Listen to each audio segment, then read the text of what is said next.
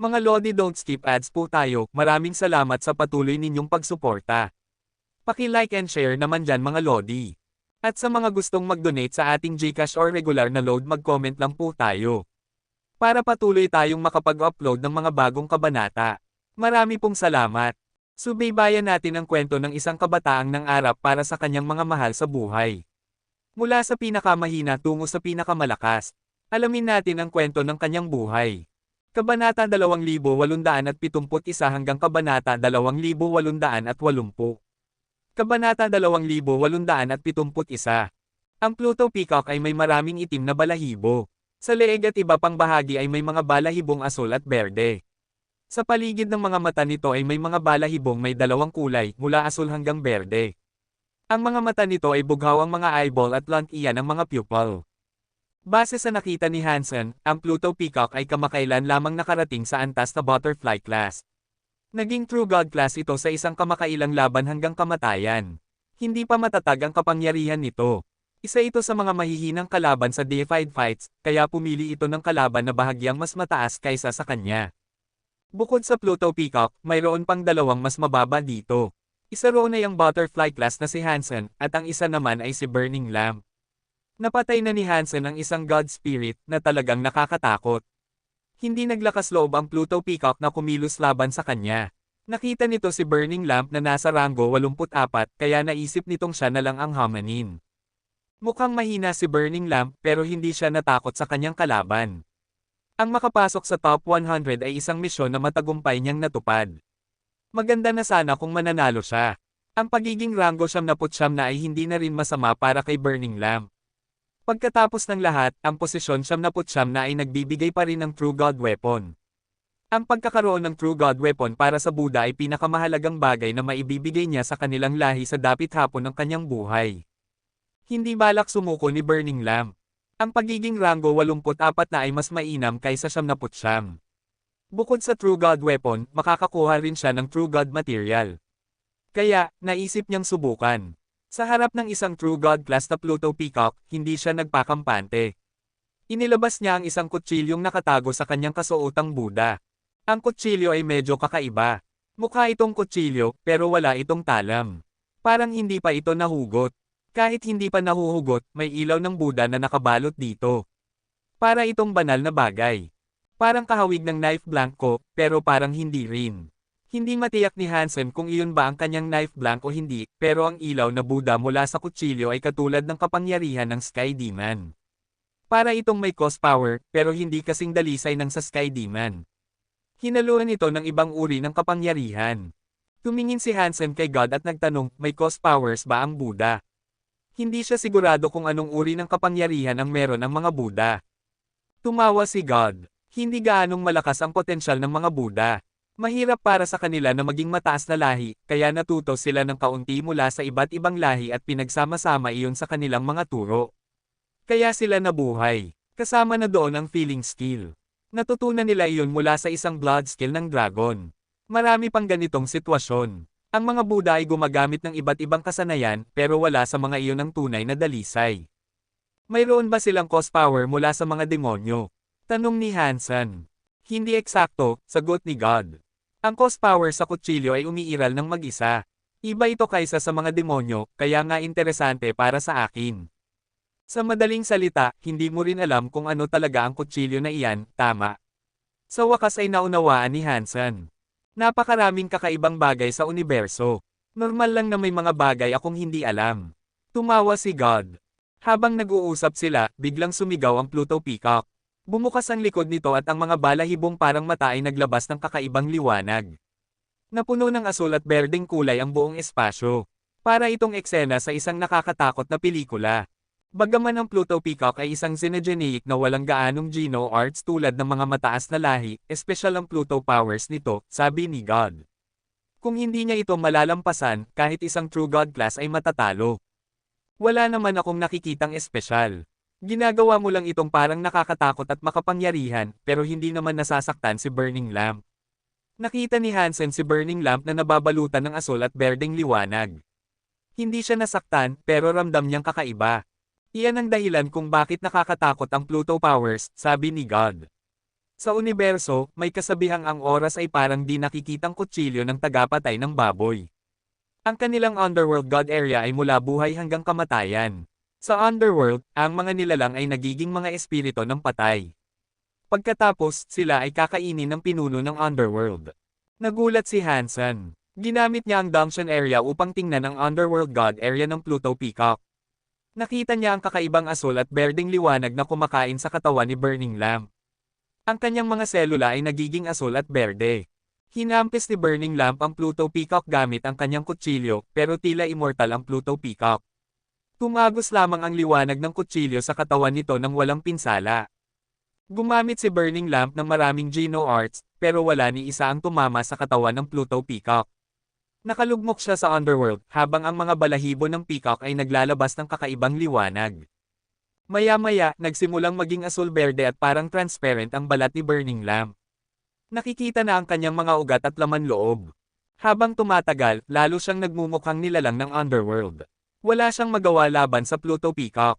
Parang mas mahina ang cost power ng kutsilyo kaysa sa demonyo, sabi ni Hansen. Hindi nito mapuputol ang cost power. Bagaman pareho silang cost power, magkaiba ang uri, sabi ni God. Para itong bakal. May bakal na ginagawa para maging kutsilyo, at may bakal na para maging kalasag. Magkaiba sila. Ano ang tunay na gamit ng kutsilyong iyon? Tanong ni Hansen. Malalaman mo kung patuloy kang manunood, nakangiting sagot ni God, tumangging direktang sumagot. Parang nadodama na si Burning Lamp sa harap ng Pluto Peacock. Ano mang Geno Art ang gamitin niya, walang bisa. Unti-unti nang nagiging parang kristal na asul-berde ang kanyang katawan, hanggang makita pati ang kanyang mga laman loob. Naramdaman ni Hansen ang lungkot. Dati, sobrang lakas ng taong ito. Noon pa man, nagawa siyang gawing parang langgam. Pero ngayon, ito na ang kanyang kalagayan. Tila kapangyarihan nga ang tunay na nagtatakda ng lahat, buntong hininga ni Hansen. Hindi naniniwala si Hansen na basta na lang susuko si Burning Lamp. Isa itong taong may matinding pananampalataya. Kung alam niyang hindi siya mananalo, dapat ay umalis na siya. Hindi siya magtataya ng kanyang buhay nang walang saysay. Ngunit ngayon, nasa desperadong sitwasyon siya, ngunit hindi siya nagpapakita ng balak na sumuko. Malinaw na may nakahanda siyang plano. Hindi maunawaan ni Hansen kung paano tatalunan ni Burning Lamp ang kanyang kalaban. Mula umpisa hanggang ngayon, ang kutsilyo sa kanyang kamay ay hindi naaapektuhan ng underworld area. Patuloy itong naglalabas ng liwanag ng Buddha. Habang nagiging halos hangkag na ang katawan ni Burning Lamp, kumislap ang mga mata ng Pluto Peacock. Binuksan nito ang bibig at sinimulang higupin si Burning Lamp.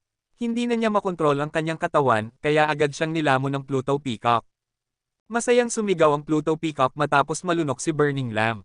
Isinara nito ang mga balahibo at nawala ang underworld area.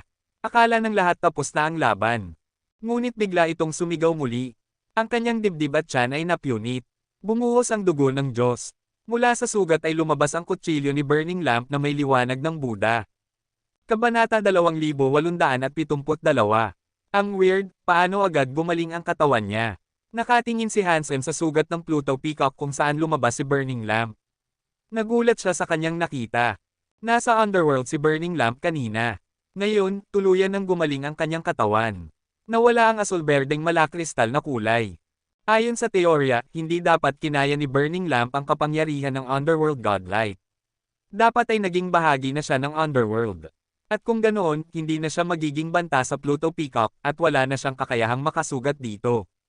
Ngunit ngayon, lumabas si Burning Lamp na buo pa rin at bumalik sa normal ang katawan. Para bang hindi man lang siya nasaktan. Kung taglay niya na pala ang kapangyarihang iyon mula pa sa simula, hindi na sana niya kailangang magpahabol ng ganoon kalaki at hayaang lumunin muna ng Pluto Peacock bago lumaban. Mukhang ang problema ay nasa kutsilyo, bulong ni Hansen habang nakatingin sa hawak na sandata. Patuloy na nagsalita si God sa tabi niya. Mukhang may kinalaman nga ito sa kapangyarihan ng kutsilyo. Kung hindi, patay na sana si Burning Lamp. Hindi kaya reverse cost power ito. Tanong ni Hansen matapos mag-isip ng sandali. Hindi ko alam, sagot ni God. Mas tama siguro kung sabihing bunga ito ng cost. Gumamit ang Pluto Peacock ng underworld godlight upang saktan at lumunin si Burning Lamp. Ang lahat ng iyon ang naging cost. Ang kutsilyong iyon ay kayang sumipsip ng cost power at gawing sarili niyang lakas, na maaari niyang ibalik laban mismo sa pinagmulan. Kung ganoon, parang invincible na ang may hawak ng kutsilyong iyon, sabi ni Hansen. Kahit gaano kalakas ang kalaban, sisisipsipin lang ng kutsilyo ang kapangyarihan nito at ibabalik sa kanya. Kahit gaano kalakas, kaya mong lumaban. Sa teorya, oo, pero kailangan mo munang magkaroon ng katawan na kayang tiisin ang pinsala. Kung hindi kaya ng katawan mong tumagal, mapapatay ka muna bago pa masipsip lahat ng kapangyarihan at maibalik. Hindi mahalaga kung gaano kalakas ang kutsilyo. Tumawa si God. Tama ka, kaya pala umabot si Burning Lamp sa top 100. Ang lahat ay dahil sa kutsilyo, bulong ni Hansen habang nakatitig dito na may ninga sa mata. Kahit hindi ito ang blood knife blank ko, kapag winasak ko ang Buddha Kingdom, kukunin ko ito.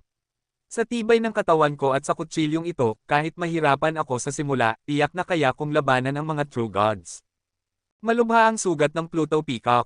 Dahil sa sobrang galit, muli nitong pinakawala ng underworld area. Pero masyado na itong sugatan. Humina ang kapangyarihan ng underworld at hindi na nito magamot ang sarili. Inatake ni Burning Lamp ang sugat gamit ang kanyang kutsilyo.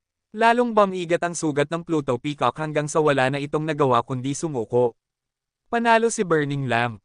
Habang iniisip ang laban na katatapos lang, unti-unti nang naunawaan ni Hansen kung paano gumagana ang kutsilyo. Talagang tuso si Burning Lamp. Kayang umatake ng kutsilyo anumang oras, pero naghintay siyang malunok muna siya bago lumaban. Iyon ang uri ng pasensya na hindi kayang gawin ng lahat. Hindi kusa nasisipsip ng kutsilyo ang mga sugat ni Burning Lamp.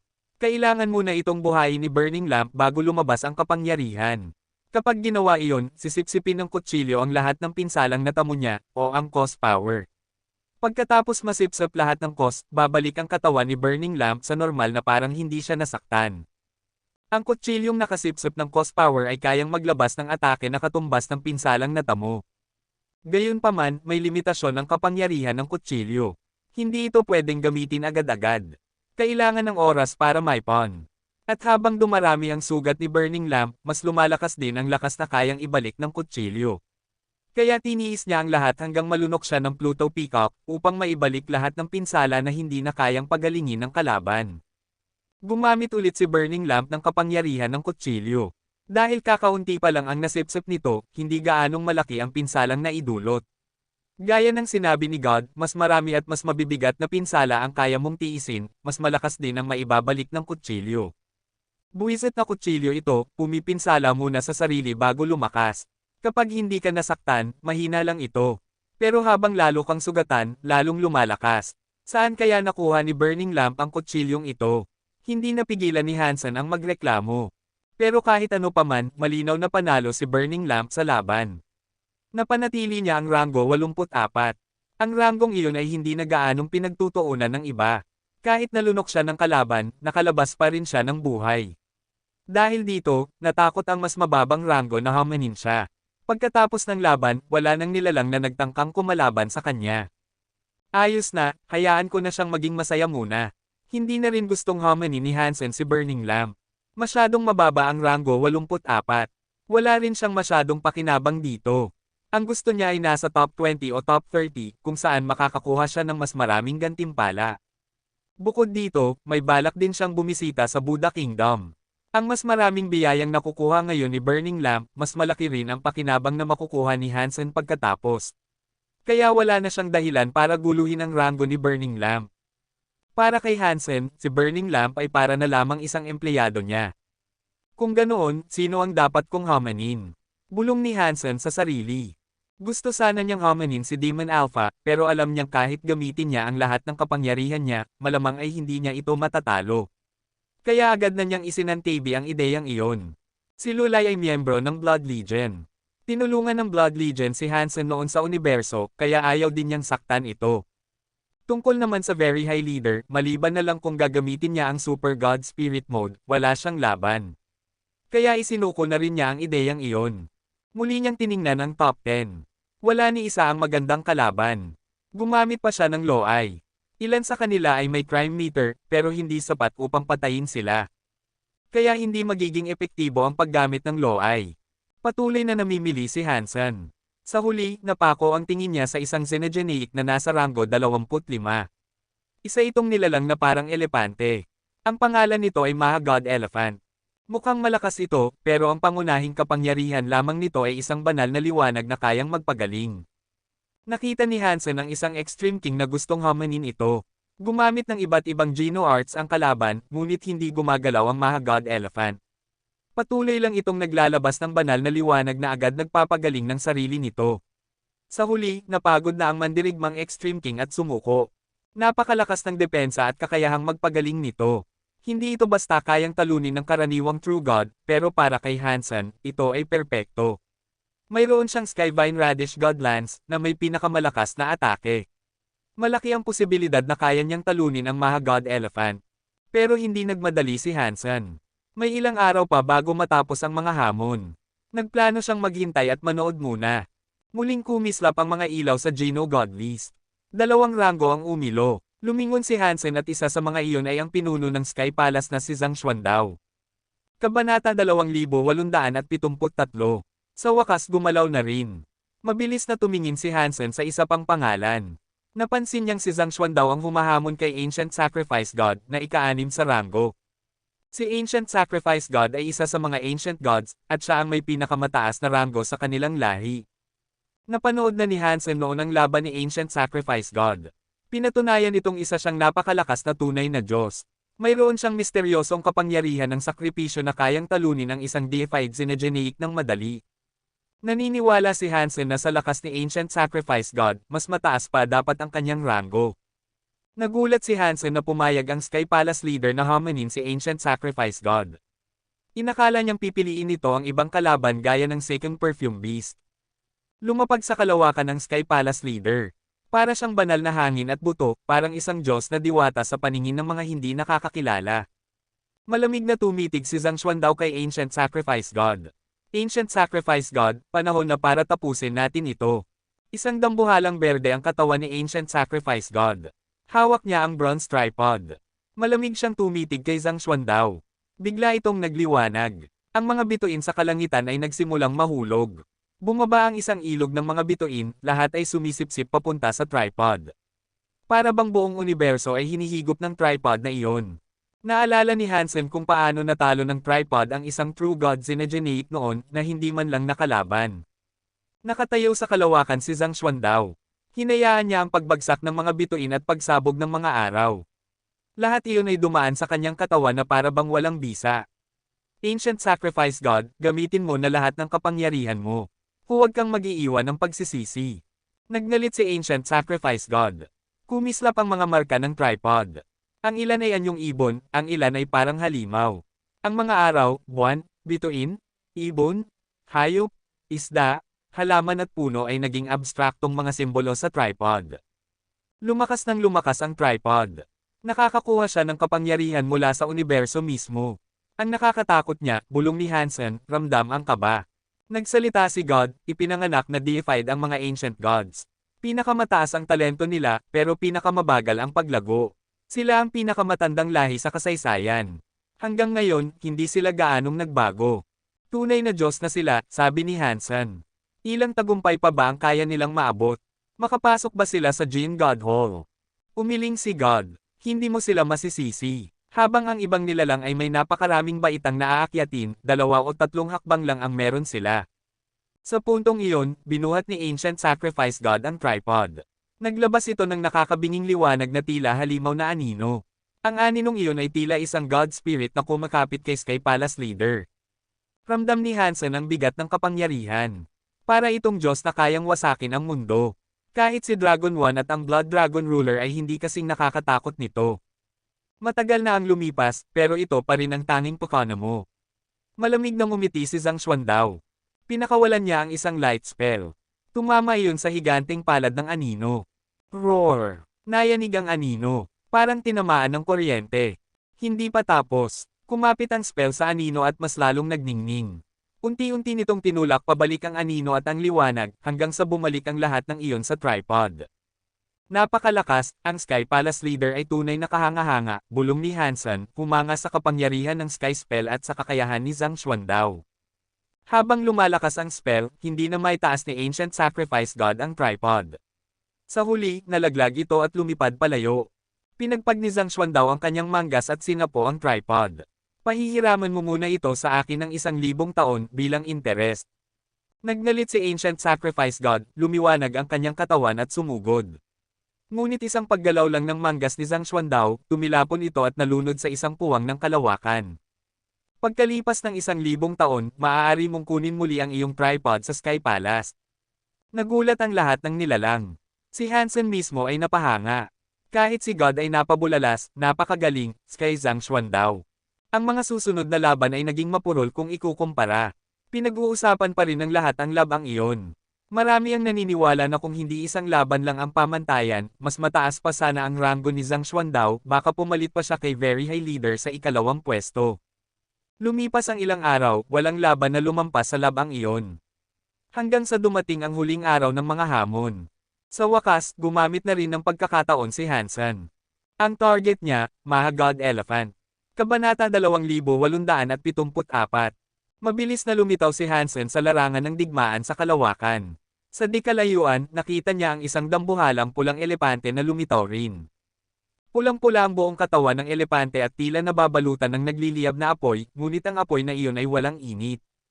Roar! Itinaas ng Mahagod Elephant ang kanyang mahaba at kristal na punong ilong, kasabay ng malakristal na pangil na nagningning na parang nag-aapoy. Inilabas ni Hansen ang Skyvine Radish Godlands at sa isang iglap ay nag-teleport siya sa harapan ng elepante. Itinusok niya ang sibat sa laman nito. Bumaon ang dulo, ngunit nang iginiit pa niya, daman niyang parang litid ng baka ang kalamnan, matigas at matibay. Ang dulo lang ng sibat ang nakapasok, mahirap na itong ibaon ng mas malalim. Napakatibay ng katawan. Kaya pala nakapasok ito sa top 20 bilang isang True God Xenogeneic. Nabigla si Hansen. Bago pa siya tamaan ng punong ilong ng elepante, agad niyang hinugot ang sibat at umatras. Napakalakas ng kapangyarihan ng Mahagod Elephant. Kayang-kaya nitong tamaan at give in ang katawan ng isang tunay na Diyos. Isa lamang siyang butterfly, kaya hindi siya maaaring tumanggap ng ganoong atake. Matapos maalis ang sibat, hindi damyugo ng Godblood ang sugat. Sa halip, may usbong ng halaman na tumubo mula rito, ngunit napakabagal ng paglaki nito. Nagliyab muli ang pulang ilaw ng elepante. Mabilis na naghilom ang sugat kung saan tumubo ang usbong. Ang maliliit na sanga ay nagpupumilit sumibol, ngunit halos pinipiga sila ng laman ng elepante na parang dingding na hindi mapasok. Kung hindi sapat ang isang atake, marami pa akong ibibigay. Naglaho ang katawan ni Hansen at naglitawan siya sa harap, likod, kaliwa, at kanan ng elepante. Ang sibat sa kanyang mga kamay ay kumikislap na parang kidlat, paulit-ulit na tumutusok sa laman ng dambuhalang nilalang. Ang bawat sugat ay nagbubunga ng mga usbong, kaya't ang buong katawan ng elepante ay unti-unting napupuno ng mga berdeng halaman na parang tinutubuan ng buhok. Ngunit hirap na hirap lumago ang mga ito, halos maduraj ng matitigas na kalamnan ng elepante. Ang bawat True God Xenogeneic sa top 100 ay mahirap talunin. Kung True God na ako, kaya kong lasunin at wasakin agad ang katawan nito bago pa maghilam.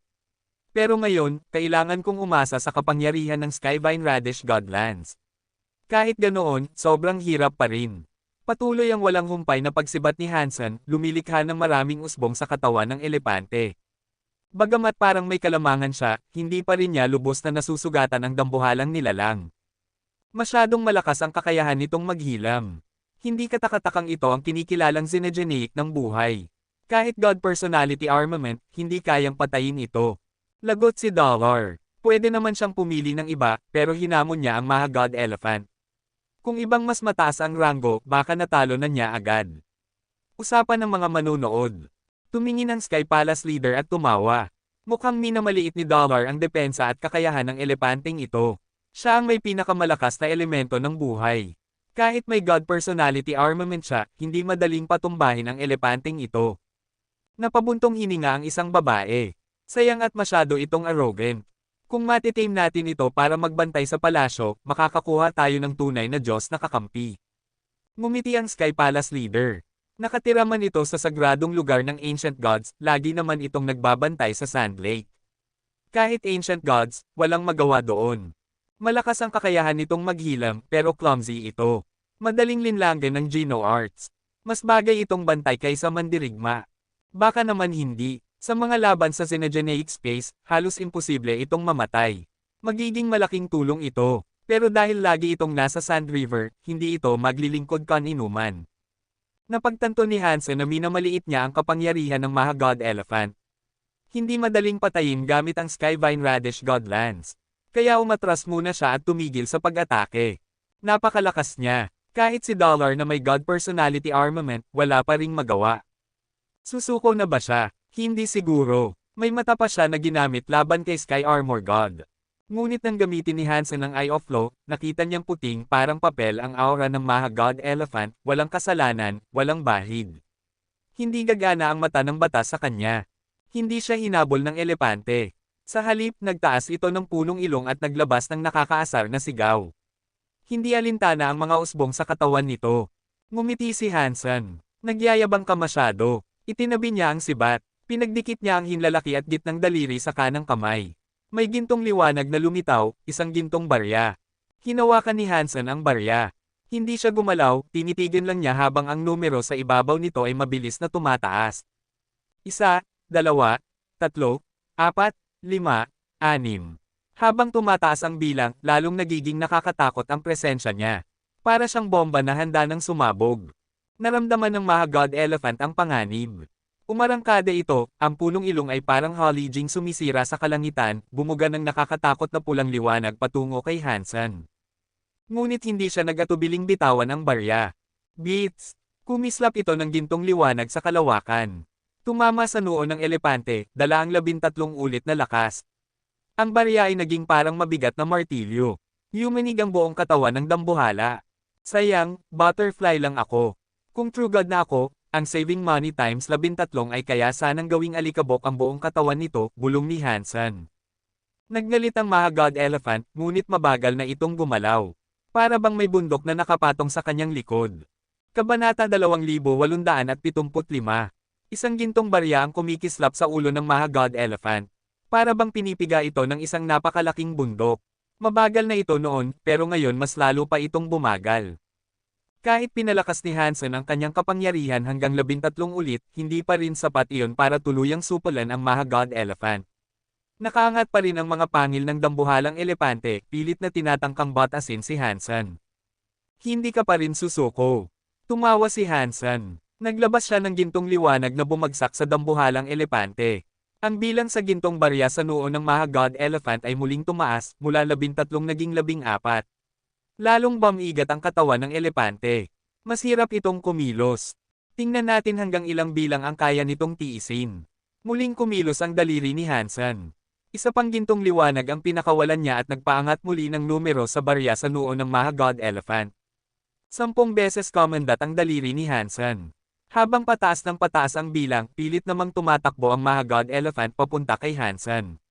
Ngunit hindi nito nakayanan ang bigat ng mga baryang pumipiga rito. Bago pa ito makarating kay Hansen, bumagsak ito mula sa kalawakan. Tumama ito sa isang planeta na parang isang napakalaking bulalakaw, lumikha ng isang higanting butas na bilog sa ibabaw ng mundo. Nagkadurog-durog ang lupa sa planetang iyon. Sunod-sunod na nagputokan ang mga bulkan. Apoy, liwanag, at alikabok ang bumalot sa buong paligid. Naipit ang Maha God Elephant sa ibabaw ng planeta. Pilit nitong inangat ang mga paa upang lumipad. Pero sa tuwing iaangat nito ang isang paa, ang iba pang 3 ay nananatiling nakabaon sa lupa. Naguho ang sahig at bumagsak ang dambuhala. Patuloy na nagpumiglas ang God Elephant, ngunit sobrang bigat ng puwersa ng barya para tiisin ito. Kahit anong pilit, hindi ito makatayo. Pati ang mga bato sa ilalim ng mga paa nito ay nagkakabiyak. Unti-unti nang lumulubog ang katawan nito sa lupa. Boom! Sumabog ang planeta dahil sa lakas ng God Elephant. Nahulog ito mula roon at tuloy-tuloy na bumagsak sa kalawakan, palayo ng palayo kay Hansen. Roar! Nagngangalit itong tumitig kay Hansen, ngunit sa huli wala itong nagawa kundi sumuko at lisanin ang kalawakan. Kayang mag-ipon ng kapangyarihan ng baryang iyon, at nananatili pa rin ang lakas. Pero iba ito sa kasanayang saving power. Iyon ang tunay na lakas ni Dollar. Hindi niya kailangan ng God Personality Armament para supulan ang isang true God na gaya ng Maha God Elephant. Anong klaseng Geno Art iyon? Ginamit iyon ni Dollar na isang butterfly lang pero hindi siya nagawang talunin ng Maha God Elephant. Nakita niyo ba, sinong nagsabing umaasa lang si Dollar sa batas o sa God Personality Armament? Hindi niya kailangan ng mga iyon para supulan ang isang tunay na Diyos. Napaka-interesanteng Geno Art, iyon ang komento ni God. Hindi gaanong nagbigay ng sigla ang pagkapanalo ni Hansen. Sa totoo lang, mas maraming mas matitinding laban na ang nasaksihan ng mga tao.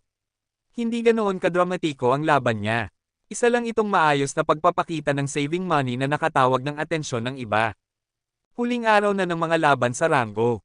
Halos tiyak na ang pwesto ng lahat. Kilala na ang top 10.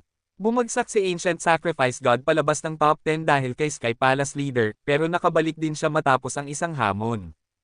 Nasa tuktok pa rin si Golden Growler. Sumunod si Very High Leader.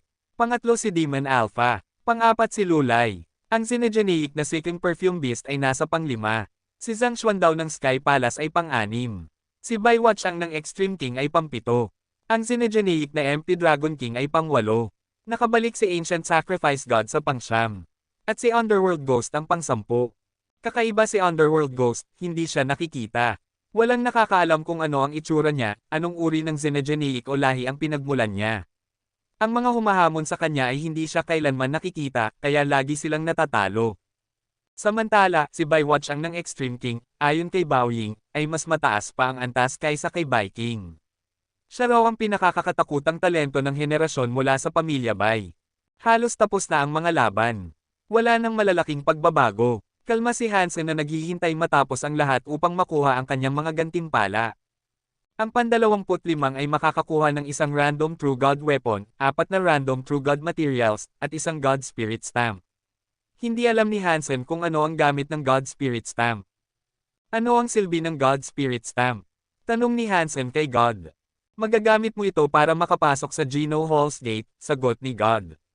Makakapasok ka sa Geno Hall ng ligtas, isang beses. Pwede ba akong pumunta sa hall ni Sky Armor God? Tanong ni Hansen. Siyempre, sagot ni God. Bukod sa templo ni Sky Armor God, pwede pa ba akong pumunta sa iba? Tanong ulit ni Hansen. Mayroon siyang God personality ni Evil Lotus Godson. Kung maaari, nais pa niyang makakuha ng isa pang God personality armament. Hindi. Bawat God Spirit stamp ay isang pagkakataon lang. Tumawa si God at itinuro si Golden Growler na nasa una. Pero pwede mo siyang hamanin. Kapag natalo mo siya at nakuha ang God Spirit Seat, maaari kang pumunta kahit saan sa Geno Hall. Wala ka ng limitasyon. Naple AS niya si Very High Leader, kaya bakit ko pa siya hahamunin? Malamig ng ngiti ni Hansen. Kahit kaya niyang talunin, wala siyang balak makipaglaban kay Golden Growler. Biro lang naman iyon ni God, kaya hindi na siya nagsalita pa. Akala ng lahat tapos na ang laban sa Geno God List. Pero sabik pa rin ang mga tao para sa karugtong. Dahil sa totoo lang, bihira lang na makita ng mga karaniwang nilalang ang mga deified elites. Kahit makasalubong pa nila ito sa ligaw, hindi sila mangangahas na tumingin ng direkta. Sa labanang ito, ang mga deified creatures ay pinapatay na parang mga aso. Ang uri ng kasab-ika na dulot ng mga laban ay hindi matutumbasan ng normal na labanan. Bukod pa rito, ang panunood sa mga laban ng mga deified elites ay nakapagbibigay inspirasyon sa mga karaniwang tao upang magsikap at umunlad. Kahit ang pakiramdam ng kanilang emosyon at kalooban ay nakakapagbigay ng kaliwanagan. Tapos na, kailan kaya muling magsisimula ang laban sa Geno God List? Sana taon-taon may ganito. Tumigil ka sa pangangarap.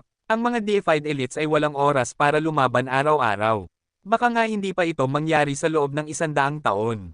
Baka mas matagal pa kaysa sa pagitan ng Geno Being Scroll. Habang nag-uusap ang lahat, biglang lumiwanag ang dalawang pangalan sa listahan ng Geno God. May hamon. Sa oras na ito, sino ang mga hamon? Nagulat at natuwa ang lahat. Tiningnan nila ang listahan at nakita ang pangalan ni Golden Growler na kumikislap. Holy she asterisk T. Si Golden Growler mismo ang naghahaman. Siya ang nauna, pero sino ang kanyang hahamunin? Sino nga ba ang pipiliin niya? Naguguluhan ang lahat. Pilit nilang hinahanap sa listahan kung sino ang pinili ni Golden Growler. Si Dollar ang gusto niyang hamanin. Oh my God! Anong ginagawa ni Golden Growler? Bakit niya hinahamon si Dollar ngayon? Sa Empty Mountain, muntik ng himeteyan sa galit ang berdeng balbong halimaw. Nagyapak ito ng malakas. Little Mountain Leader, anong ginagawa ni Little Mountain Leader? Bakit niya siya hinahamon? Kapag sumuko si Dollar, ibig sabihin binigay niya na lang ang unang pwesto.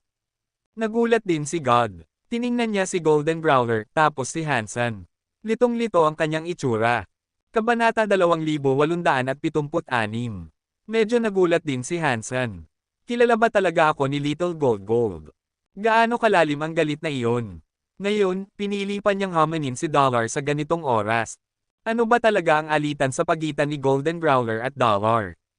Hawak na ni Golden Growler ang unang pwesto, pero gusto pa rin niyang hamanin si Dollar. Kung susuko lang si Dollar, makukuha na niya ang unang pwesto, tama ba? Hindi ba't may dangal ang isang tunay na elite? Hindi susuko si Dollar nang hindi man lang sumusubok lumaban. Mahihirap sabihin. Hindi ba't sumuko agad si Demon Alpha para makuha ang ikatlong pwesto? Sobrang sabik ang mga tao. Mabilis silang nag-uusap at halos hindi makapaniwala na hahamunin talaga ni Golden Growler si Dollar.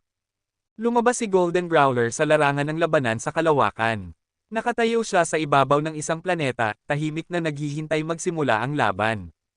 Pinag-iisipan ng lahat kung tatanggapin ba ni Dollar ang laban o susuko na lang para makuha ang unang pwesto. Biglang may aninong pumasok sa labanan sa kalawakan, si Dollar iyon. Tinanggap niya ang laban. Totoo nga, tinanggap niya. Tapos na ang oras ng hamon. Ito na ang huling labanan. Malakas si Dollar at may God personality armament pa siya, pero tingin ko mas malakas si Golden Growler. Tingin ko rin. Butterfly class lang si Dollar. Madali lang niyang napaatras si Very High Leader. Sabi nga ni Very High Leader, wala nang nilalang sa sansinukob na makakatalo kay Golden Growler, at tama siya. Ipinapalabas ng Thousand Treasury ang lahat ng ito. Nagbibigay sila ng paliwanag. Bagamat hindi kayang i-stream o i-record ang nangyayari sa loob ng Geno God List, ginagamit ng Thousand Treasury ang kanilang mga deified upang ipaliwanag ang laban at kasaysayan ng mga mandirigmang deified. At syempre, kumikita rin sila sa pamamagitan ng pasugalan. Nagbibigay ng prediksyon ang dalawang tagapagsalita kung sino ang mananalo at sino ang matatalo. Ginamit ni Golden Growler ang kanyang rango bilang una para hamanin si Dollar, sabi ng isang deified na tagapagsalita. Nakakagulat ito. Base sa mga nakita natin, mababa ang tsansa ni Dollar laban sa kanya. Kapag nanalo si Golden Growler, mawawala sa kanya ang unang pwesto. Mahirap hulaan ang resulta. Sumabat pa ang isa, tinanggap ni Dollar ang laban. Kahit sino ang manalo o matalo, ito ang pinakakapanabik na laban sa buong Geno God List. Oo, huwag na nating pag-usapan ang alitan nila. Mahirap hulaan kung sino ang magiging una. Kung interesado kayo, pwede kayong tumaya ngayon sa pasugalan ng Thousand Treasury. Malapit nang magsara ang bintana ng pagtaya, kaya huwag palampasin ang pagkakataon. Pero kung kapangyarihan ang pagbabasehan, dapat lamang na kaya ni Golden Growler talunin si Dollar. Sa ilalim ng mapanood ng iba't ibang lahi ng sansinukob, bumaba si Hansen sa planeta ni Golden Growler. Ang tao at ang halimaw ay magkaharap sa damuhan na puno ng dilaw na buhangin. Napakakapanapanabik, sigaw ng komentador. Dalawang nakakatakot na deified ang nagtatitigan. Ilulunsad na nila ang pinaka-nakakatakot na mga atake. Malakas si Golden Growler, pero hindi mahina si Dollar. Misteryoso siya. Ang kanyang mga Geno art at ang mga armamentong dala niya ay nakakagulat. Mahirap hulaan kung sino ang mananalo. Malapit na magsimula ang laban. Pagkatapos magsalita, naging parang dalawang walang kapantay na mandirigma sina Golden Growler at Hansen. Kapag gumalaw ang kanilang mga kamay, doon na malalaman ang resulta. Pilit na ipinaliwanag ng isa pang komentador, mga tao, huwag niyong isipin na nagtititigan lang sila. Sa katunayan, nagsimula na ang tahimik na laban ng kalooban. Kung may bahid ng kahinaan ang kapalaran ng isa, tatanggap siya ng isang nakamamatay na atake. Ang dalawang komentador ay deified, pero mga primitibo lamang. Ang kanilang kapangyarihan ay mula lang sa Geno Fluids. Kaya trabaho talaga nila ay kumita ng pera para sa Thousand Treasury. Gumalaw si Golden Growler. Tumatakbo siya papunta kay Dollar. Hindi siya mabilis, pero bawat hakbang niya ay may bigat na parang kayang durugan ang mga bituin. Para bang gumagalaw ang buong kalawakan kasabay niya. Diyos ko, gaano nakakatakot ang ataking ito. Habang naririnig ng lahat ang komentador, nakita nila si Golden Growler na tumatakbo papunta kay Dollar. Kinabahan sila. Hindi nila alam kung anong uri ng atake ang pakakawalan niya. Maaaring isang hampas lang ay ikamatay ni Dollar. Ang bilis, mas bumibilis pa, lalo pang bumibilis, para bang nakikita ko na ang mga alon sa kalawakan. Hindi na nakapagtataka kung bakit hindi kayang harapin ni Very High Leader si Golden Growler. Ipinon niya ang kanyang kapangyarihan sa pinakamataas na antas ng hindi tumatagas. Para siyang magaan, pero kapag umatake, masisira ang langit at mababasag ang lupa. Mga tao, maghanda kayo. Huwag kayong mabigla at maapektuhan ang inyong kalooban. Tumalon si Golden Growler. Mukhang normal, pero ang landas ng kanyang katawan ay perpekto. Nasara na ang lahat ng daan ni Dollar. Hindi siya makakatakas. Pero, nakita nyo ba? Nakatayo lang si Dollar, hindi gumagalaw. Sa perpektong atake ni Golden Growler, baka nasurhan na ang kalawakan sa paligid ni Dollar. Hindi siya makakagalaw. Kakainin ba siya ni Golden Growler? Pero teka, kung kainin ni Golden Growler si Dollar at maglaho na siya, sino ang magiging una? Siya pa rin ba? Nakatayo na ang komentador sa sobrang saya. Biglang sumigaw ang isa pa, gumalaw siya. Kumilos si Dollar. Inilabas niya ang kanyang mga kamay. Diretso pero baluktot. Ang isa ay nakataas at ang isa ay nakababa. Taglay nito ang pinakahiwagang kaalaman ng sansinukob. Naabot na nito ang antas ng Return to Origin. Mali ang ating tansya kay Dollar. Isa siya sa pinakamataas sa buong sansinukob. Ang ataking ito ay magiging una sa lahat. Lahat ng nilalang sa universo ay namulat ang mga mata. Nakikita nila ang pinaka-nakakatakot na Xenogeneic at ang pinaka-nakamisteryosong Xenogeneic sa Geno Godlist na magtatagpo. Lahat sila'y kabado.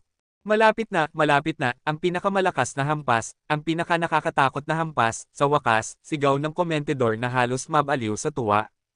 Lahat ng nilalang sa sansinukob ay nadadala sa kanyang salita. Ngunit biglang tumigil ang komentador. Nanlaki ang kanilang mga mata. Hindi na sila makapagsalita. Hindi lang sila, lahat ng nilalang na nanonood ay natigilan. Nakita nila kung ano ang nangyari sa larangan ng labanan, at napabuka ang kanilang mga bibig. Nakita nilang dinampya ng mga kuko ni Golden Growler ang balikat ni Hansen. Pero hindi niya ibinuka ang bibig para kainin si Dollar. Sa halip, ikinuskos niya ang kanyang ulo sa pisngi ni Dollar parang isang pusa sa kanyang amo. Yakap-yakap ni Dollar si Golden Growler. Hinahaplos niya ang ulo nito na para bang nilalaro lang niya ang sarili niyang alaga. Kabanata 2877. Tahimik ang buong universo. Lahat ng nilalang ay nakatitig kay Dollar habang hinahaplos nito ang ulo ni Golden Growler. Hindi sila makapaniwala na ito ang parehong Golden Growler na nagpaanod ng takot kay Very High Leader. Little Mountain Leader, anong ginagawa niya? Halos malaglag ang panga ng berdeng buhok na hayop sa sahig. Nang marealize niya ang nangyayari, galit siyang nag-stamp ng paa at sumigaw, paanong naglakas loob siyang hawakan ng ulo ni Little Mountain Leader. Dudurugin ko ang marurumi niyang daliri. Ngayon lang din lubos na naintindihan ng babaeng kasama niya ang sitwasyon. Tiningnan niya ng seryoso ang berdeng buhok na hayop at nagsabi, nang dinala mo pabalik si Little Mountain Leader, may kasama na siyang nilalang mula sa mababang lahi. Iyon bang taong iyon si Dollar? Hindi, isa siyang crystallizer. Iba ang lahi niya kumpara sa Xenogeneic na ito. Imposibleng siya rin itong biglang umangat ng ganito kabilis. Pero, nag-alinlangan ang berdeng buhok na hayop. Pero ano? Tanong ng babae na nakakunot ang noo. Ang crystallizer na iyon ay sikat na ngayon sa universo, sagot ng berdeng buhok na hayop. Siya si Hansen na nasa Space Garden ngayon. Hansen. Gulat na tanong ng babae. Matapos mag-isip ng malalim, sinabi niya, siya nga. Magulo na ang buong universo. Hindi na rin makapagsalita ang dalawa. Hindi nila inasahang mangyayari ang ganitong malaking pagbabago. Anong nangyayari? Bakit parang alaga ni Dollar si Golden Growler? Dollar? Golden Growler? May koneksyon silang dalawa. Dapat naisip ko na iyon. Imposible. Ang No. 1 sa Geno Godlist ay alaga lang ni Dollar. Hindi lang mga karaniwang nilalang ang nag-isip ng ganoon. Maging ang matatandang nagtatago sa dilim at ang mga mataas na lahi ay may kakaibang ekspresyon. Maging ang babae sa Sky Palace ay nagulat. Sino ba talaga ang Dollar na ito? Ang Golden Growler ng Empty Mountain ay ganito ang pakikitungo sa kanya, ang mga Growler ay kilalang malupit at malamig. Hindi sila lumalapit sa mga dayuhan. Tahimik namang nagmuni si Sky Palace Leader. Si Dollar ay kakaiba. Mayroon siyang God Personality Armament, kapangyarihan ng batas, at relasyon kay Golden Growler. Nais kong malaman kung anong paksyon ang lumikha ng taong ito. Sa hardin ng Extreme King, pinanood ni God sina Hansen at Golden Growler ng may matinding interes. Hindi ko inakalang magiging ganito ka-interesante ka. Lumampas ka sa aking inaasahan. Sulit ang pagpunta ko rito. Inalis ni Golden Growler ang mga kuko mula sa balikat ni Hansen. Binuka nito ang bibig at may iniluwa sa kamay ni Hansen. Pinulot iyon ni Hansen at sinipat. Isa itong kristal na katawan na puno ng kulog. Parang walang katapusang mga kidlat ang nag-aalab sa loob nito. Para itong isang maliit na universo ng kulog. Ito ba ang Ancient Thunder God's Ancient God Origin? Agad nakilala ni Hansen ang ibinigay sa kanya. Mayroon na siyang Ancient Water God's origin at magkahawig sila. Ang kaibahan lang ay ang bago ay elemento ng kulog habang ang una ay nakabatay sa tubig. Roar! Umatungal si Little Gold Gold kay Hansen. May espesyal na koneksyon si Hansen at si Little Gold Gold tulad ng sa Little Angel. Sila ay mga beast soul ni Hansen na muling nabuo bilang tunay na buhay na mga nilalang. Gayunpaman, napanatili pa rin nila ang ugnayan kay Hansen kaya't nauunawaan niya ang kanilang mga iniisip. Ipinapahayag ni Little Gold Gold na nais niyang ibigay kay Hansen ang Ancient Thunder God origin upang maipasa ito kay Little Silver. Sabi niya, makakatulong iyon ng malaki kay Little Silver. Kaya hindi pala ito para sa akin. Naantig si Hansen. Hindi niya inasahan na maalala ni Golden Growler si Little Silver. Inabot niya ang kamay at hinaplos ang ulo nito. Sa paningin ng iba, ang tanawin ay parang si Golden Growler ay masayang kamakaway ng buntot gaya ng isang asong pangangaso na nagbigay ng huli sa kanyang amo. Diyos ko, pwede bang tunay ng amo ni Golden Growler si Dollar? Kung totoo iyon, masyadong nakakatakot. Isang alaga ang sumupil sa buong universo at kumamkam ng No. 1 sa Geno God List. Mukhang ganoon na nga ang nangyayari. Galit na galit ang berdeng buhok na hayop ng Empty Mountain. Para siyang isang baliw na sunod-sunod na nag-stamp ng paa. Gusto niyang patayin si Dollar at lipulin ang 180 henerasyon niya. Dapat ka nang umalis. Hahanapin kita sa Empty Mountain. Hinaplos ni Hansen ang ulo ni Golden Growler at pinayagan itong lumabas ng Space Battleground. Sa ganoong paraan, napanatili ni Golden Growler ang unang pwesto. Umiling si Golden Growler at umatungal. Alam ni Hansen ang ibig nitong sabihin. Nais nitong ibigay ang unang pwesto kay Hansen. Tatanggihan sana ni Hansen, pero muli itong umatungal at ibinaba ang katawan para sakyan siya ni Hansen.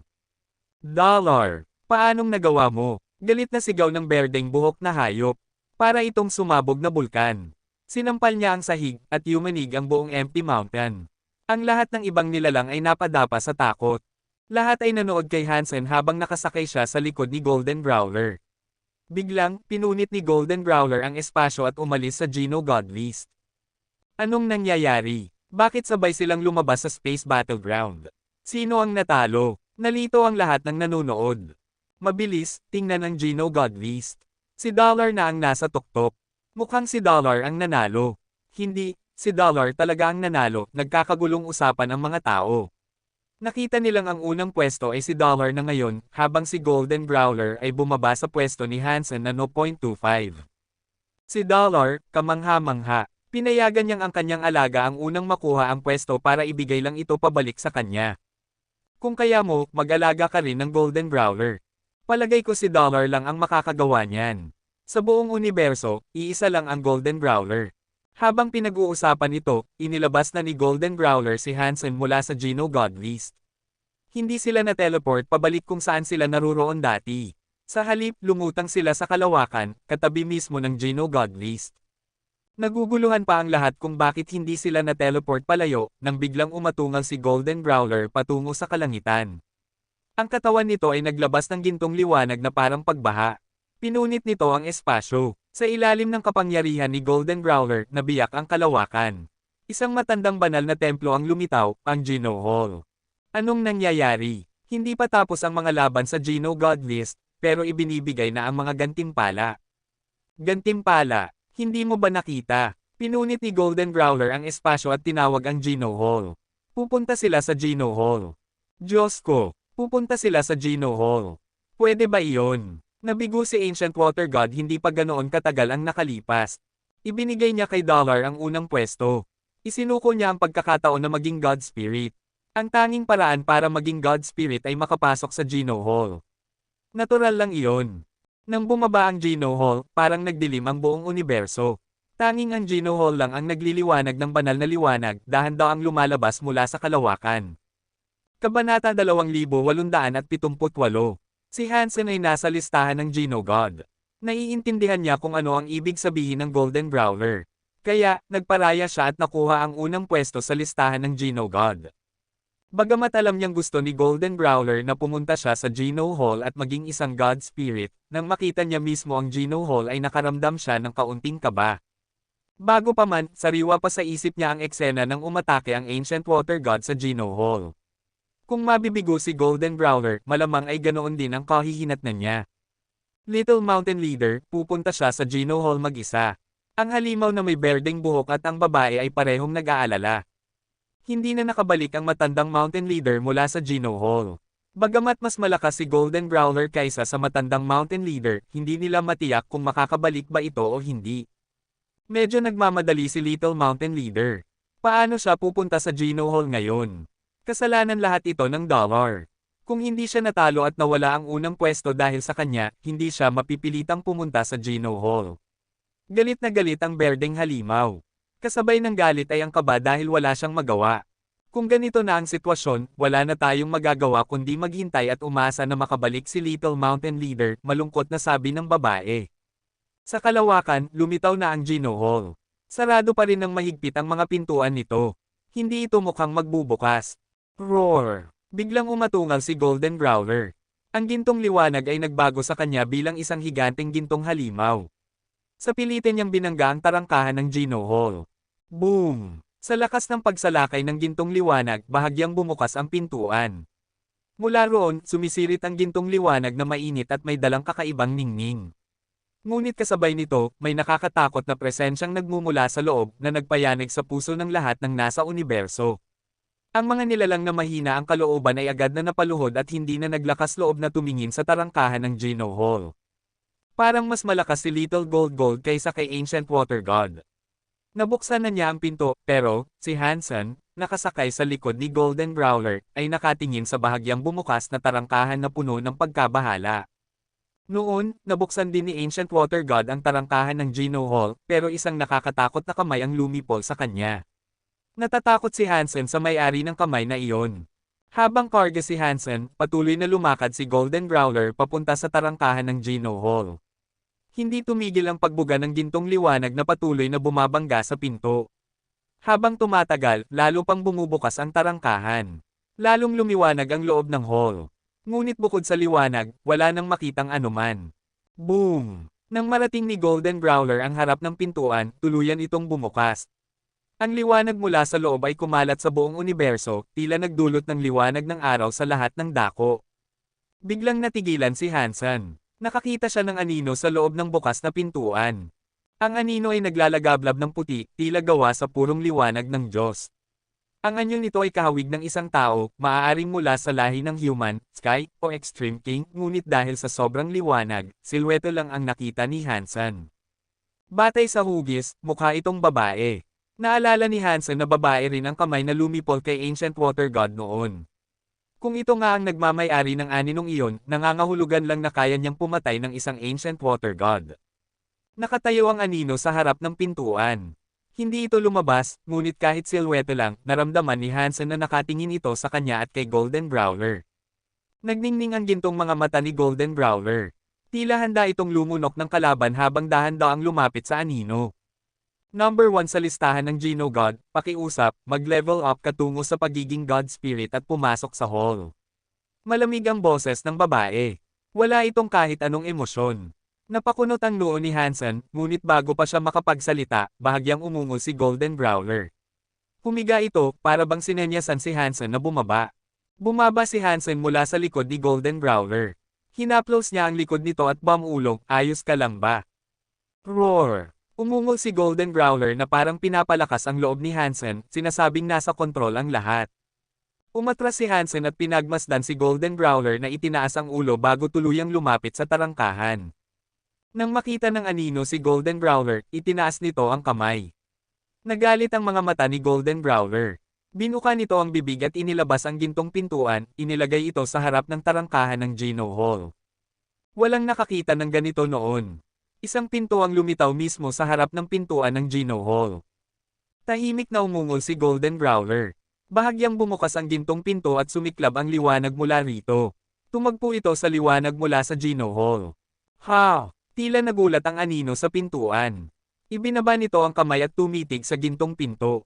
Pagkatapos ay bigla itong nagsalita, nakapasa ka. Pagkasabi noon, pumasok ang anino sa loob ng liwanag at naglaho. Roar! Tumitig si Golden Growler kay Hansen at umatungal bago pumasok sa tarangkahan ng Gino Hall. Naintindihan ni Hansen ang ibig sabihin nito. Hihintayin kita roon, iyon ang ipinahihiwatig. Pinanood ni Hansen habang unti-unting naglaho si Golden Growler kasama ng Geno Hall. Naiwan siya sa kalawakan na may magkahalong damdamin. Hindi malaman ng mga nilalang sa universo kung ano ang iisipin. Nakapasok si Golden Growler sa paraang kakaiba. Samantalang ang Ancient Water God ay pinuksa agad ng isang kamay, ang Golden Growler naman ay tinanggap gamit ang gintong pinto na parang tiket papasok.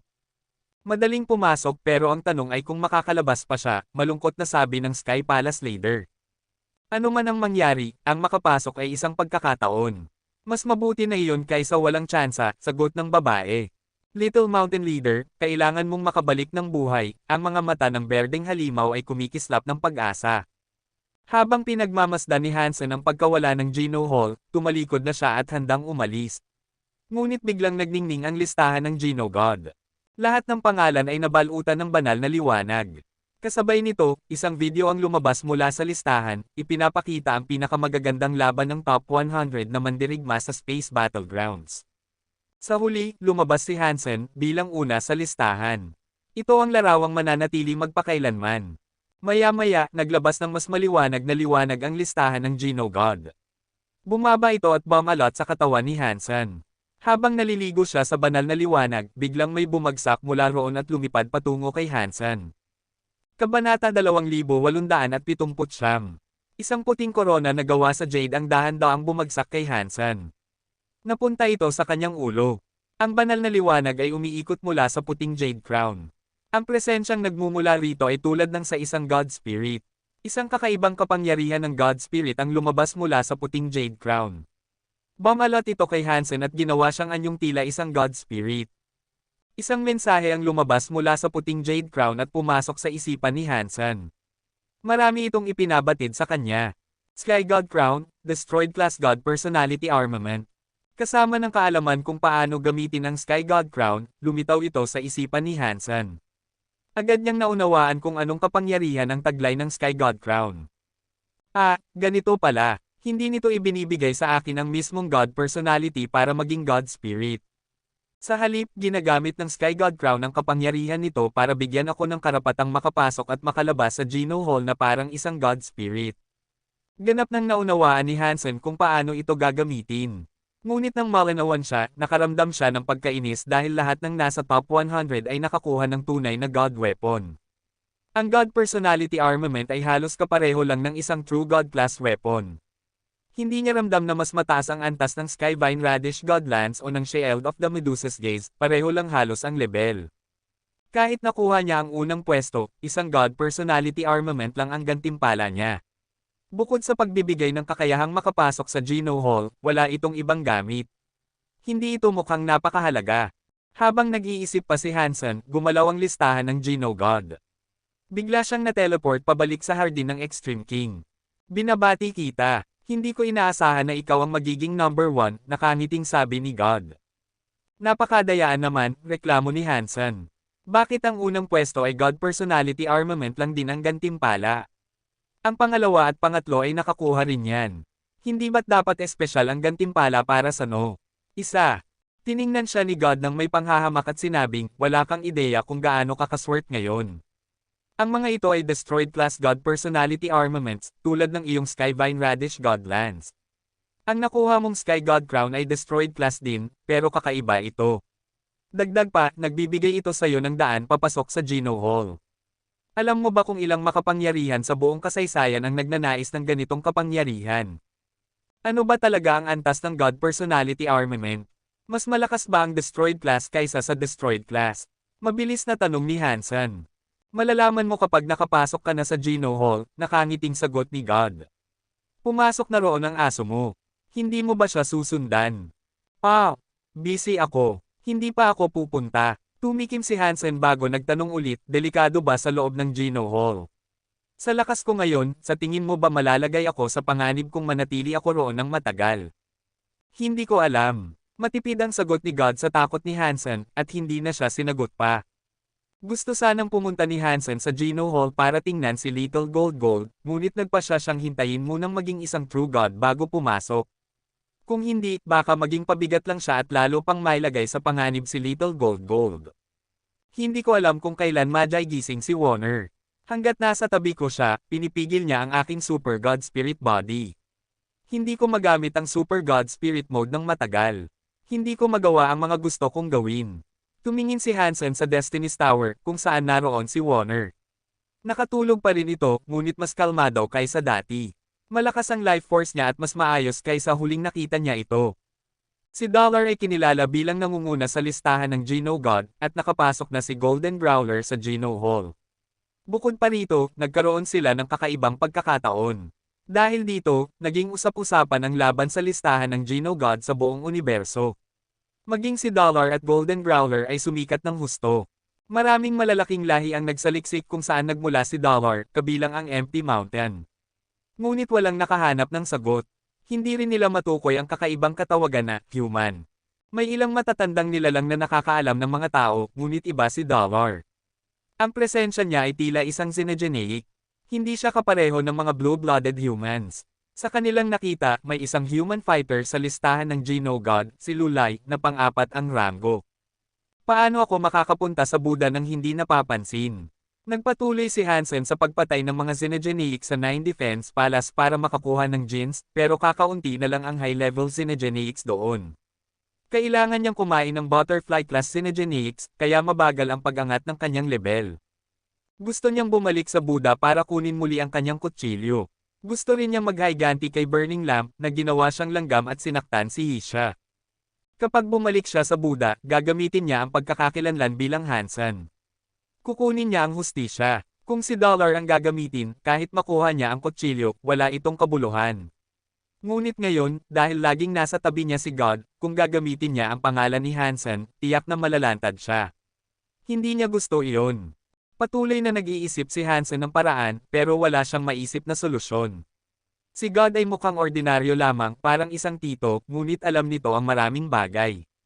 Kahit hindi siya mukhang mas malakas kaysa sa pinakamakapangyarihang mga Diyos gaya ni King Jun, mas malaki ang pressure na nararamdaman ni Hansen mula sa kanya. Dahil dito, hindi siya naglalakas loob gumawa ng sobra. Habang nag-iisip si Hansen kung paano alisin si God sa tabi niya, bigla itong lumapit at nagsabi, "Aalis muna ako sandali." Halos maisip ni Hansen na nabasa nito ang isip niya kaya iyon ang sinabi. Sayang naman, sagot ni Hansen. Gusto ko pa sanang maglaro ng ilang round ng chess kasama ka. Ayos lang, natatawang tugon ni God. May gagawin lang ako. Babalik ako makalipas ng ilang araw. Bakit nagmamadali? Ano pang mas mahalaga kaysa sa paglalaro ng chess? Kunwari nagulat si Hansen. May bagong miyembro ang Geno Hall, kaya pupuntahan ko siya, casual na sagot ni God. Bisitahin mo si Golden Growler. Kumabog ang dibdib ni Hansen. Hindi niya akalain na mababantayan pa ito ni God. Karaniwan lang itong proseso, tumawa si God. Dahil kilala kita, kapag siya ay nasa panganib, ipapaalam ko agad sa'yo. Maraming salamat. Kahit nagpasalamat si Hansen, ang iniisip niya ay, baka ba pinipilit niyang kumbansihin si Little Gold Gold na pilitin akong pumasok sa Geno Hall. Kabanata 2880. Pagkasabi ni God na aalis siya, umalis nga ito. Medyo nag-alala si Hansen. Naisip niya na baka si Little Gold Gold ay maapi dahil sa relasyon nito kay God. Alam ni Hansen na wala ring saysay ang mag-alala. Ang gusto lang niya ay mabilis na mag-level up, maging tunay na Diyos, at makapasok sa Geno Hall. Sinimulan niyang pag-aralan kung paano siya makakapasok sa teritoryo ng Buddha. Ang nais niya ay mabawi ang kanyang kutsilyo at maghiganti kay Burning Lamp. Ang kapangyarihan ng kutsilyo ay magiging malaking tulong kay Hansen. Isa itong sandata na ginawa para tulungan ang mahihinang nilalang na manalo. Iniisip niyang magiging kapaki-pakinabang ito sa loob ng Geno Hall. Mula sa datos na nakalap ni Hansen, lahat ng mga elite na nakapasok sa Geno Hall sa kasaysayan ay may taglay na tunay na Diyos na sandata. Bukod pa rito, mula sa karanasan ni Hansen sa pakikipaglaban sa mga God Spirit, alam niyang ang kapangyarihan ng isang tunay na Diyos ay may epekto sa mga God Spirit. Anumang kapangyarihan na mas mababa sa antas ng tunay na Diyos ay walang pinsala sa mga Diyos. Halos walang silbi. Kaya gusto munang maging tunay na Diyos ni Hansen bago siya pumasok sa Geno Hall. Isa sa mga ulo ng tupa ng Four-Ship Cube ay nagdadala patungo kung saan nakulong si Horizontal Evil. Isa pa ay sa God's Farm, at isa naman ay sa lugar kung saan nagtipon ang maraming nakakatakot na xenogeneic. Ano kaya ang huling pupuntahan? Kung gagamitin ko ang Four-Ship Cube para mag-teleport gamit ang pagkakakilanlan ni Hansen, pakiramdam ko hindi rin ako matutunton ni God. Pag-iisip ni Hansen na pagpasyahan niyang subukan ito. Dati, natatakot pa siya kung saan siya dadalhin ng 4-ship cube. Pero sa kasalukuyan niyang antas ng kapangyarihan, hindi na siya mas mahina kaysa sa isang tunay na Diyos. Bukod pa rito, mayroon siyang space teleportation, kaya hindi siya gaanong nag-aalala. Ayaw gamitin ni Hansen noon ang space teleportation dahil baka matunten siya ni God. Ngunit ang teleportation ng 4-ship cube ay halos hindi matunten. Alam ni Hansen na ibang-iba ang paraan nito kaysa sa iba pang uri ng teleportation. Mahirap itong bakas-bakasin. Kailangan lang gamitin ni Hansen ang teleportation ng 4-ship cube para makatakas. Pagkatapos, maaari niyang alisin ang kanyang xenogeneic mode at bumalik sa anyo ni Hansen. Walang mag-iisip na siya si Dollar. Pagkatapos, gagamitin niya ang space teleportation para makapunta kahit saan. Pumunta si Hansen sa 9 Defense Palace at pumili ng isang kwarto na walang xenogeneic. Pagkatapos niyang pindutin ang mga restriction, ginamit niya ang kanyang Dangshan Aura para itago ang lahat ng umiikot na universal na gulong. Kinuha niya ang 4-ship cube at inaktibo ang huling ulo ng tupa. Umiikot ng mabilis ang itim at puting goldfish. Inilagay nila si Hansen sa 4-ship cube. Nang gumapang siya palabas dito, wala na siya sa kanyang xenogeneic mode. Muli siyang bumalik sa anyong si Hansen. Maging alerto si Hansen. Tumingin siya sa paligid, ngunit wala siyang nakitang nakakatakot na xenogeneic. Ang nakita lang niya ay isang kawalan sa kalawakan. Hindi kalayuan mula roon, may nakita siyang isang palasyo na mas malaki pa kaysa sa isang bituin. Ang palasyo ay parang isang dambuhalang itim na halimaw na nakalubog sa kalawakan. Gawa ito sa metal at nakakatakot ang lamig ng itsura. Mukha ring wasak-wasak ang palasyo. Marami na ang gumuho, para itong tambakan ng mga sirang makina. Wala namang nadamang nilalang si Hansen malapit kaya lumipad siya patungo sa palasyo. Gusto niyang malaman kung anong klaseng lugar iyon. Kahit gagamitin niya ang galaxy teleportation, kailangan pa rin niyang malaman kung anong direksyon ang tatahakin. Sa ngayon, wala siyang ideya kung nasaan siya sa universo. Mabilis na lumapit si Hansen sa metal na palasyo. Nang mas malapitan, malinaw na wasak ang lugar. Maraming higanting bitik ang nakalatag sa metal na istruktura, para bang hinagisan ng mga kuko ng napakalaking halimaw. Sa kabutihang palad, buo pa ang pinto ng metal na palasyo. Nabasa ni Hansen ang dalawang salitang nakasulat doon, Metal Temple. Templo, ibig sabihin ba nasa loob ako ng Geno Hall? Gulat na tanong ni Hansen. Hindi niya inaasahan na ito ay isang templo. Naisip niya, imposible. Nasa universo ako. Iba ito kaysa sa espasyo kung saan naroon ang Skyvine Radish Temple. Baka iniisip ko lang. Baka hindi ganitong uri ng templo ito. Ginamit niya ang Dangshan Aura para aiskan ang templo. Kung ganoong uri ng templo ito, tiyak mayroong God Spirit sa loob. Nakahinga ng maluwag si Hansen. Hindi niya nadama ang presensya ng kahit anong buhay o God Spirit. Ayan na nga, hindi ito ganoong templo. Tinulak ni Hansen ang pinto at pumasok sa metal na templo. Wasak-wasak ang loob pa ng mga sirang metal. Mas malaki pa ang palasyo kaysa sa isang planeta. Hindi niya makita ang kabuuan ng gusali. Mahirap isipin kung anong klase ng labanan ang nangyari rito para maging ganito ang isang palasyo. Patuloy na lumilipad at nag-iinspeksyon si Hansen. Dahil sa matinding pagkasira ng templo, mahirap matukoy kung ano ang mga bagay noon. Kakaiba rin ang hugis ng gusali, iba sa lahat ng gusaling nakita niya. Biglang may nakita si Hansen na nagpabago ng kanyang ekspresyon. Sa gitna ng mga guho, nakakita siya ng altar ng Diyos na bahagyang nakikita. Kamukha ito ng mga altar na nakita niya sa Skyvine Radish Temple. Ito ang altar na kayang magbigay buhay muli kay Skyvine Radish. Iwinasiwas ni Hansen ang kanyang kamay at inalis ang mga tambak na bakal. Lumitaw ng mas malinaw ang altar. Kamukha nito ang nakita niya sa Skyvine Radish Temple. Mula sa texture, mga simbolo, hanggang sa disenyo, magkakapareho. Totoo bang templo ito? Bakit ganito kasaire? At nasa universo pa? Ang alam ko, nasa loob lang ng Geno Hall ang mga templo. Nalito si Hansen. Nagpatuloy siya sa paghahanap ng mga pahiwatig. Napansin niyang hindi buo ang altar. May isang kapangyarihan na samaire rito. Anong nangyayari? Sino ang may lakas na magdala ng isang templo sa universo at wasakin pa ito? Habang nag-iisip si Hansen, nakaramdam siya ng paggalaw mula sa malayo. Biglang kumabog ang kanyang dibdib. Agad niyang itinago ang kanyang presensya at nagtago sa likod ng sirang pader na bakal. Makalipas ang ilang sandali, nadama niya ang isang nilalang na papalapit sa metal na templo. Tumigil ito sa may pintuan kung saan nakasulat ang Metal Temple. Nakatingin ang nilalang sa mga salitang iyon. Ginamit ni Hansen ang Dangshan Aura para obserbahan ito. Isa itong lalaki na may mahabang puting buhok, ngunit kakaiba siya. Bagaman puti ang kanyang buhok, hindi siya mukhang matanda. Isa siyang nasa katanghaliang gulang na may marangal na aura. Tinitigan ng lalaki ang metal na templo sa loob ng ilang sandali. Pagkatapos ay napabuntong hininga ito at nagsabi, "Matagal na ang lumipas, ako si Taiyi, sa wakas nakabalik na."